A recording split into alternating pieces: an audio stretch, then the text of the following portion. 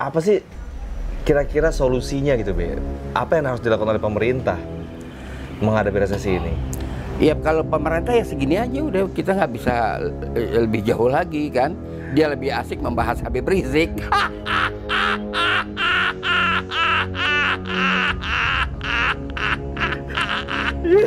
Kan ada ya soal yang di depan mata yang melibatkan seluruh kepentingan rakyat Indonesia, resesi itu nggak diucapkan Habib Rizik dibahas. Pusing amat sih Habib Rizik mau pulang, emang kenapa? Iya, hak dia kok untuk pulang. Orang mau pulang diributin.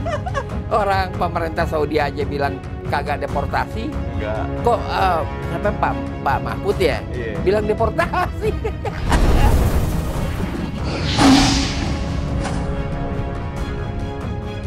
Ya, assalamualaikum warahmatullahi wabarakatuh, teman-teman semua. Balik lagi bersama gue Vasco Rusemi, bersama Babe Ridwan Said. Gue mau diskusi sama Babe nih teman-teman mengenai resesi ekonomi yang semakin mengerikan nih kayaknya nih. Entah benar mengerikan apa tidak, apakah ini terasa dampaknya kepada rakyat Indonesia secara keseluruhan? Yuk bareng-bareng sambil kita diskusi, kalian tulis di kolom komentar, kalian merasakan nggak resesi ekonomi saat ini? Tanggapan Babe mengenai itu gimana, Be? Ya, pertama kan begini, waktu kuartal kedua ya, diumumkan 5,2% resesi itu, ya kan? Sekarang kuartal ketiga diumumkan hampir 3,5%. Kan sepertinya menurun, nggak menurun dong. Nggak turun tuh, Be? Nggak, kan bilangan membaginya juga mengecil. Nggak menurun, ya nggak menurun.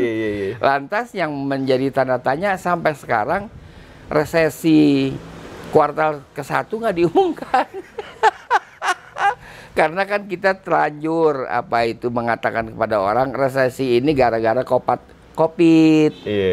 Sedangkan COVID itu baru datang, baru kita rame di sini heboh pas kuartal kedua, bukan kuartal ke-1.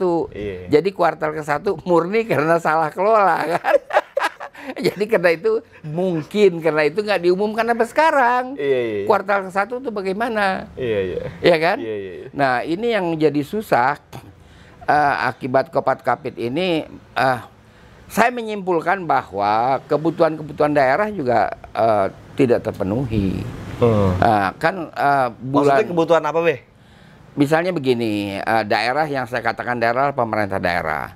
Pemerintah daerah rutin kalau bulan November ini pembahasan akhir dari anggaran tambahan, ada anggaran perubahan dan tambahan. Ya kan, tahun berjalan. Pembahasan awal itu pada bulan Juli. Ya kan? Waktu bulan Juli sebuah kabupaten itu telah bersepakat dengan pemerintah daerah yang diwakili dengan Bapeda. Dia menerima tambahan 200M harusnya. Si 200M itu sudah harus tertera di dalam anggaran perubahan. Ternyata waktu sidang dengan Banggar itu nggak tertera. Dia ditanya kenapa nggak tertera, apa kerja Anda sehingga tidak bisa masuk ini. Dia bilang kerja saya tidur. Ya, anggota Banggar itu tersinggung dan terjadilah keributan. Bapeda daerah. Oh, yang video viral tuh, Be, yang udah rame lah. Nah, ini tidak mustahil juga bahwa hal-hal yang terjadi pada kabupaten ini terjadi di tempat lain juga.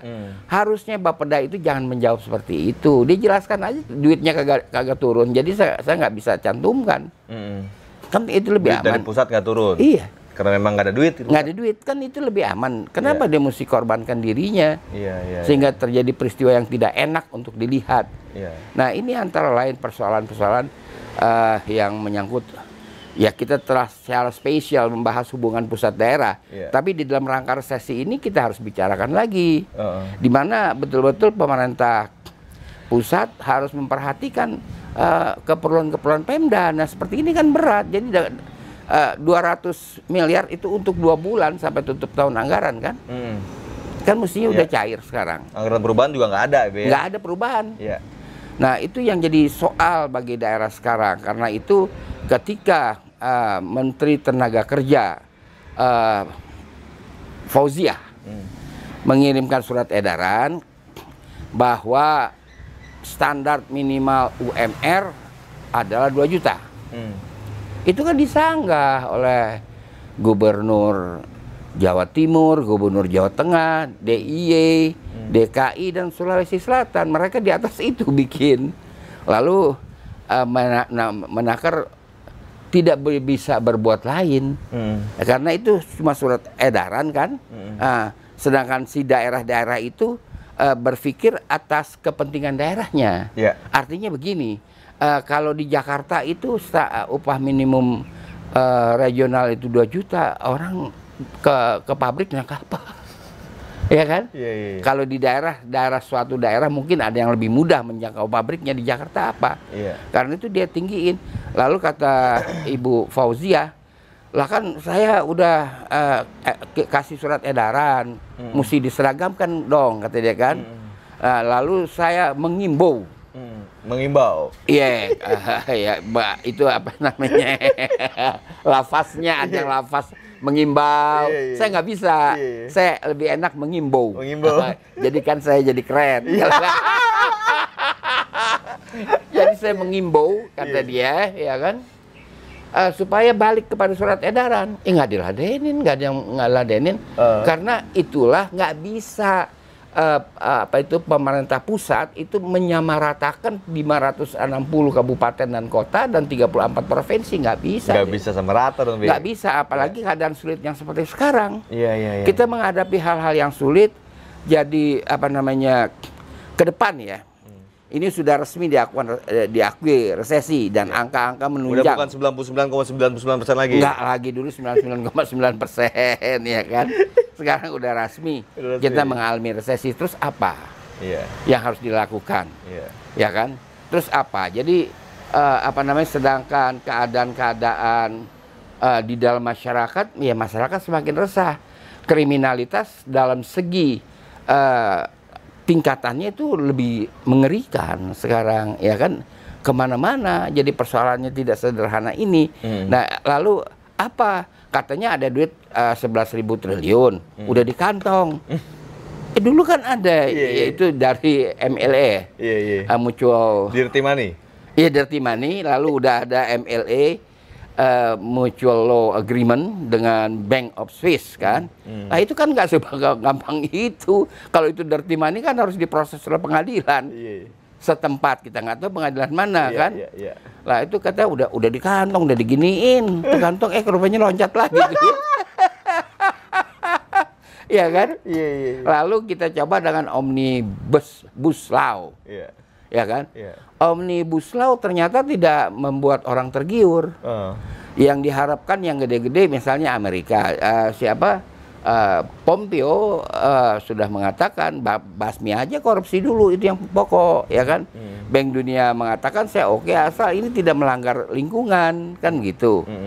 Lalu dari Cina, keadaan kita udah begini. Karena kita U-turn dalam politik luar negeri kan. Keadaan begini. Eropa tahu sendiri dong. Marcon aja amuk-amukan nggak pugu. Sampai orang Islam pada marah media kan. Siapa yang mudah harapkan invest sekarang? Itu yang harus dipikirkan dari mana. Ya karena kita tidak merencanakan keuangan dengan baik dari awalnya. Nggak direncanakan. Tapi gini Be, resesi itu yang diumumkan oleh pemerintah sebenarnya realnya berasa nggak sih Be sama rakyat bawah itu Be? Berasa dong. Di pedesaan-pedesaan, karena kan dulu gini Be, ada saya dengar cerita tentang kejadian 98. Katanya yang mengalami krisis itu hanya di urban aja. Oh kagak. Desa-desa kena nggak juga? Bukan, di 98 krisis itu yang kena kerah putih. Pengusaha kerah putih itu yang kena masalah moneter. Kita nggak kena, saya aja kagak kena. Nggak berasa juga? Kagak berasa. Kalau ini berasa dong. Karena ini sampai ke bawah nih Be. Melemah, daya beli udah melemah. Bagaimana pendapatan orang-orang dagang di pasar terjun payung. Dari yang lazim itu, sehingga dia hanya 10% saja dari penerimaan yang lazim. Betul. Transaksi hancur. Iya. Begitu. Jadi ini apa? Sampai ke daerah-daerah nih Be. Ke daerah-daerah udah susah kita. Lah aja ongkos pesawat saja turun kan. Kalau menurut Babe nih Be, menurut Babe apa sih kira-kira solusinya gitu Be? Apa yang harus dilakukan oleh pemerintah menghadapi resesi ini? Ya kalau pemerintah ya segini aja udah, kita nggak bisa lebih jauh lagi kan. Dia lebih asik membahas Habib Rizik.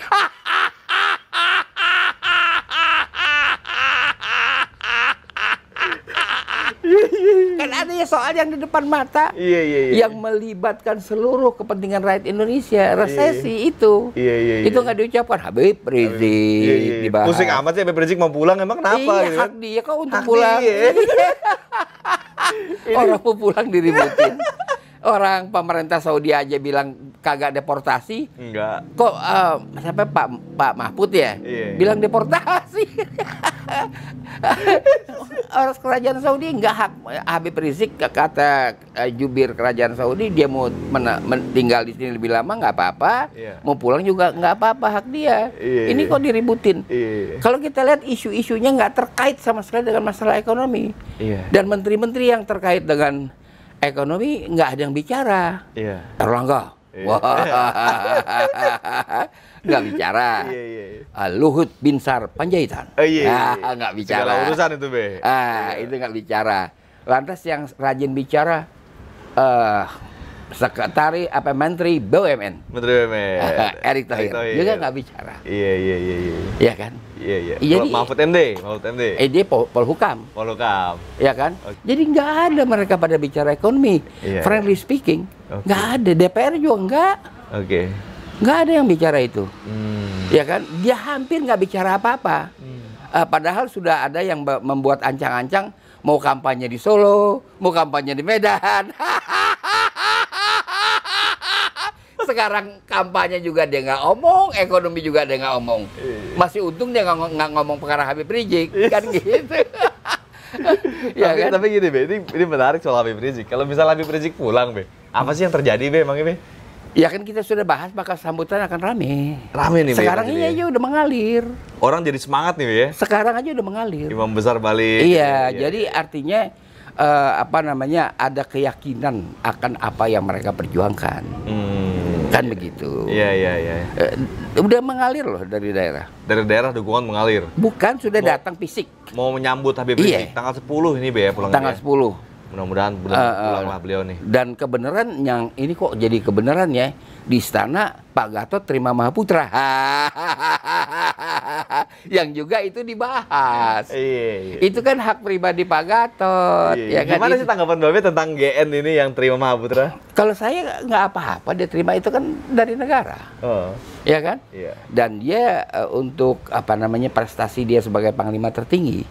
Adapun dia memimpin kami, hak dia juga. Walaupun itu nggak bisa dipisah dengan sosoknya Pak GN. Ya kan? Pak GN pernah panglima, dapat Mahaputra, Pak GN presidium kami, itu nggak bisa dipisah. Nggak bisa dipisah. Lalu ini apa artinya? Kan banyak mantan-mantan panglima TNI kok Pak GN yang dapat, kan gitu, ya kan? Nah itu jadi soal. Jadi banyak ya hal-hal yang diciptakan untuk diperdebatkan sehingga kita nggak bicarakan resesi. Padahal Ya kan? ekonomi ini penting nih biar iya. Artinya kita mencari solution. Ya, apa nih kalau kita omel-omelin pemerintah udah cukup deh ya. Ya kan? Pusing pemerintah diomelin mulu sama rakyat mulu. Sekarang solusinya apa? Masing-masing kita memberikan sumbangan pemikiran. Apa mengatasi ini? Iya. Ini berjalan udah masuk resesi kok, udah nggak bisa dibilang 99,99% lagi. Iya. Udah 100% resesi. Menurut Babe dengan bantuan-bantuan kayak BLT gitu itu masih efektif nggak Be ya? Iya, bantuan sih efektif, tapi kan kita seperti kita udah bahas juga soal prakerja itu kan kagak jadi. Itu mah orang kita disuruh nontonin video. Kagak jadi. Dicek aja BLT apa jadi. Kan itu sih bagus-bagus aja, apa jadi dibagiin. Iya. Itu jadi cek dulu. Nah, jadi sekarang apa yang dilakukan? Dan Menteri Keuangan harus jelaskan juga dong posisi keuangan kita. Harus dijelaskan. Iya. Posisi keuangan kita. Jangan cuma nyuruh kita makan di warteg ya. Saya kira lebih fair kerajaan Sunda pada 1579. Maksudnya gimana Be? Kerajaan Sunda pada 1579 kasnya kosong. Kasnya kosong. Lantas mereka memutuskan pindah ke Astana Anyar di Bandung. Lalu dia mengatakan apa itu istilah dia Baranang. Dari Bogor Ya. Ke Astana Anyar Bandung. Apa istilah dia? Baranang siang. Baranang siang. Pergi dengan terhormat. Nah sekarang pemerintah terus terang ini kas apa kosong, ya kan? Apa itu kas udah berubah jadi gendang? Tung ting tak ting tung ting tak tung ting tak tung ting tak, nggak ada diginin nggak ada isinya. Ya kan? Ya nggak? Iya. Dia harus betul-betul ini pemerintah ini bersikap kalau memang kagak ada duit bersikap seperti Khalifah Harun ar-Rasyid. Oke. Khalifah Baghdad Harun ar-Rasyid. Itu waktu ada kesulitan atau kekurangan madu di luar kota Mekah. Khalifah mengatakan, wahai penduduk Baghdad, kalau ada surplus madu, tuangkanlah secangkir saja di gentong yang saya sediakan di alun-alun. Abu Nawas mikir, kalau yang gue tuang bukan madu tapi air kan nggak ketahuan gitu. Rupanya apa yang dipikirkan oleh Abu Nawas dipikirkan oleh semua penduduk Baghdad. Pas waktunya tuh gentong dibuka, Khalifah jatuh duduk, isinya air semua. Nah jadi isinya air semua. Jadi karena itu menurut saya udahlah jangan menciptakan hal-hal yang nanti menjadi isu kan. Udah aja, ngapain sih diumumkan Gatot Nurmantio itu bakal terima Mahaputra? Pas tempo aja Fadlizon sama Fahri kan nggak diumumkan. Pas tempo dia terima, udah. Kan begitu. Ini bergulir isu, bahas Habib Rizik, bahas Gatot Nurmantio, supaya janganlah sampai ada kesan kita disuruh lupa dengan bahwa keadaan ekonomi kita resesi. Nggak boleh begitu, itu harus dibicarakan dan kita mau dengar pemerintah bicarakan apa solution. Apa solusi resesi ini gitu. Jangan nge-tweet, bolak-balik nge-tweet apa itu Menko Polhukam nge-tweet soal Habib Rizik, nge-tweet soal Habib Rizik. Saya nggak mengerti gitu kan. Lagian nabi sih takut amat tapi Rizik datang emang kenapa? Iya. Kalau saya walaupun misalnya saya jadi penguasa misalnya saya bersebelahan dengan berseberang dengan Habib Rizik, kalau perlu saya datengin Habib Rizik jemput kalau perlu. Itu mungkin lebih lah kan lain suasana. Suasana beda ceritanya. Jangan malah dihalangin terus itu. Tapi bukan nggak dihalangin. Ini kan praduga. Jadi teman-teman, bagaimana pandangan kalian tentang kondisi negara kita pada saat ini? Baik itu dari sisi ekonominya, apa kira-kira solusinya? Mungkin pemerintah butuh saran dari kita nih, butuh solusi dari kita, atau mungkin pemerintah lagi kebingungan sekarang menemukan saran untuk menyampaikan kepada rakyatnya seperti apa? Itu saran pada ngumpet, bukannya pemerintah kebingungan, ya kan? Jadi pemerintah susah mana itu sarannya? Longok di kolong meja nggak ada saran, itu saran pada ngumpet. Iya. Gitu soalnya. Lu bermunculan dah, biar kasihan lu bantu pemerintah. Ya teman-teman, pastiin lo subscribe dan klik tombol loncengnya biar lo terus update di Macan Idealis. Assalamualaikum warahmatullahi wabarakatuh. Salam.